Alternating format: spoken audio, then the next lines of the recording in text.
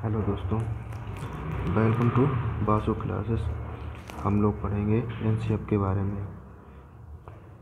NCF 2005 जिसे कहते हैं नेशनल करिकुलम फ्रेमवर्क,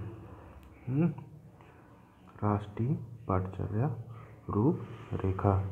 एनसीएफ 2005 का प्रमुख सूत्र है लर्निंग विदाउट बर्डन, मतलब शिक्षा बिना बोझ के। 1993 में प्रोफेसर यशपाल समित के द्वारा एनसीएफ 2005 का प्रारंभ रविन्द्रनाथ टैगोर की एक निबंध सभ्यता और प्रगति से इसकी शुरुआत होती है। मानव संसाधन विकास मंत्रालय MHRD के द्वारा इसका उद्देश्य है बच्चों का सर्वांगीण विकास करना, सतत एवं व्यापक मूल्यांकन करना, नवीन सोच बच्चों के अंदर विकसित करना और बच्चों के अंदर तर्क करने की क्षमता उत्पन्न करना, उनमें चिंतन कौशल बढ़ाना और शिक्षा कैसी हो, तनावमुक्त शिक्षा देना। एनसीएफ के 5 सिद्धांत हैं। ज्ञान को बाहरी जीवन से जोड़ा जाए, अर्थात ऐसा ज्ञान हो जिससे बच्चे के जीवन में काम आ सके, ऐसी गणित पढ़ाई जा सके जिसके उसके दैनिक व्यवहारों में काम आ सके, ठीक है।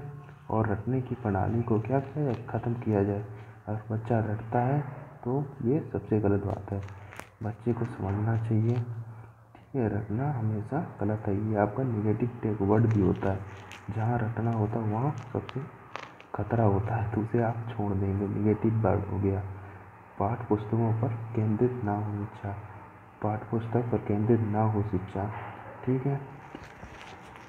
और कच्चा कच को गतिविधियों से जोड़कर इसे लचीला बनाया जाए, जो मतलब जो गतिविधियाँ हों जिससे बच्चे क्या कहते हैं, ज्ञान क्या होता है, अधिक सीमित ठहरता है बच्चों में, ठीक है।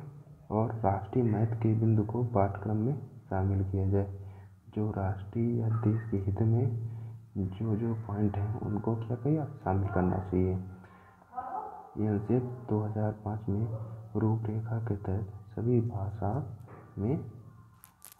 भाषाओं में ये लिखी हुई है 8वीं अनुसूची में, इसमें अनुवाद किया गया है। इसमें कुछ 22 भाषाएं हैं, ठीक है, और सारी भाषाओं में ये लिखित है। एनसीएफ 2005 का निर्माण NCERT ने किया था और इसके अध्यक्ष थे प्रोफेसर यशपाल जी। इन्होंने 1993 में शिक्षा बिना बोझ के, ठीक है, और निदेशक थे प्रोफेसर कृष्ण कुमार जी, ने डायरेक्टर भी बोलते हैं। शिक्षा सूत्र ज्ञात से अज्ञात व मूर्त से अमूर्त की ओर प्रयोग होगा, मतलब जो बच्चे को मालूम है पहले उसके बारे में बताएंगे, उसके बाद जो बच्चे को नहीं पता है उसके बारे में बताएंगे। मूर्त अर्थात जो चीज़ें हमें दिखाई देती हैं उनसे बच्चों को समझाएंगे, और जो अमूर्त हैं अर्थात जिन्हें देख नहीं सकते उनसे। एनसीएफ 2005 में गणित का दृष्टिकोण क्या होगा, मैथ ऐसी होनी चाहिए जो रियल लाइफ में काम आए, ऐसी नहीं होनी चाहिए जो बच्चों के लिए अनुपयोगी हो, ठीक है।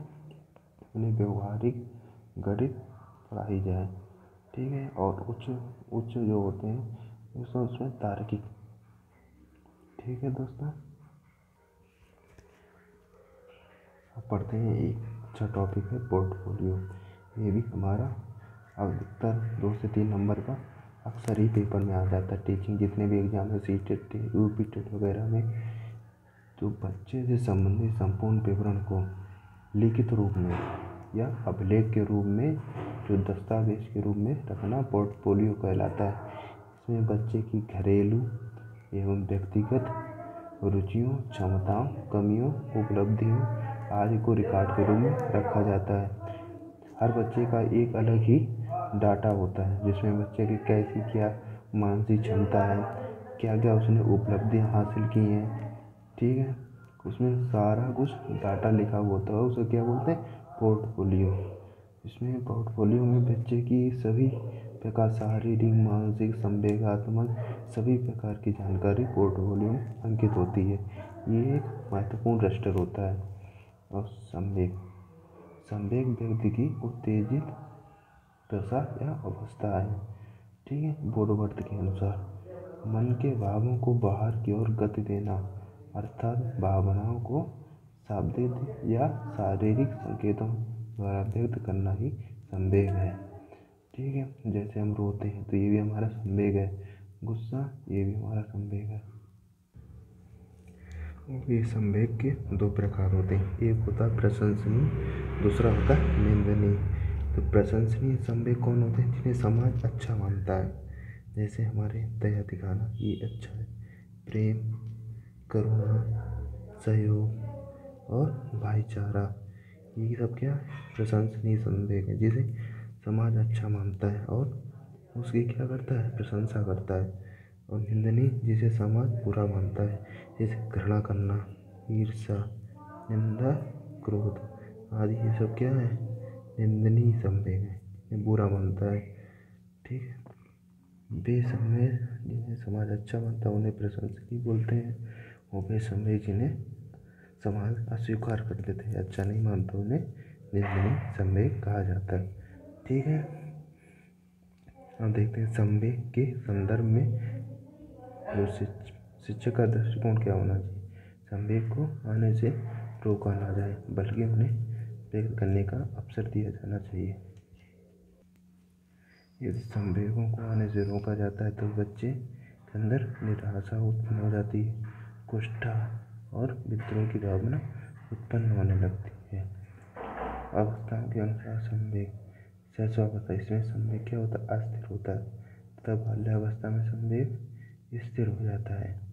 और बाल्यावस्था छोटे बच्चे देखो संवेग बार बार होने लगते हैं, गुस्सा करने लगते हैं, लेकिन बाल्यावस्था में ऐसा कुछ नहीं होता और स्थिर की ओर अग्रसर हो जाता है। और किशोरावस्था में देखना फिर वही सारे क्रियाकलाप चालू हो जाते हैं, गुस्सा भी होती है, रोना, ये सब कुछ बहुत जल्दी जल्दी होता है, क्योंकि उनके शरीर में बहुत से परिवर्तन हो रहे होते हैं, शारीरिक व मानसिक सभी प्रकार के। ठीक है। इसलिए किशोरावस्था क्या तूफान की अवस्था भी कहा जाता है इसे।